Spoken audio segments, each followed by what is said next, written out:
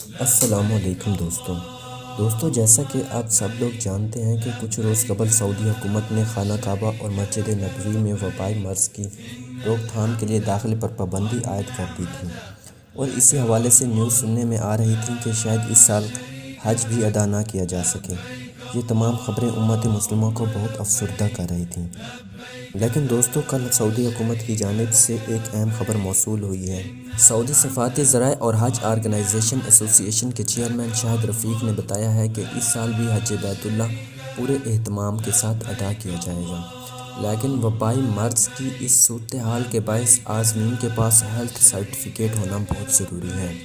طیارے میں سوار ہونے سے پہلے اور سعودی عرب پہنچنے پر دونوں جگہوں پر عازمین کے کورونا کے ٹیسٹ کیے جائیں گے۔ انہوں نے کہا کہ سعودی حکومت نے پاکستان سمیت کئی ممالک کو محض عازمین کے لیے ایڈوانس رہائش گاہوں اور ٹرانسپورٹ کی بکنگ سے روکا ہے۔ عازمین کو حفاظتی تدابیر کے مدنظر معمول سے ہٹ کر رہائش گاہوں اور ٹرانسپورٹ کی سہولت دی جائے گی۔ سعودی حکومت نے پاکستان کو حج کا معاہدہ کرنے سے نہیں روکا، بلکہ صرف رہائش گاہوں اور ٹرانسپورٹ کی ایڈوانس بکنگ سے روکا ہے، جس کا اہتمام سعودی انتظامیہ خود موجودہ صورتحال میں کرے گی۔ دوستو، امید ہے آج کی ویڈیو آپ کو ضرور پسند آئی ہوگی۔ اگر ویڈیو اچھی لگے تو ویڈیو کو لائک اور چینل کو سبسکرائب ضرور کیجیے گا۔ بہت شکریہ۔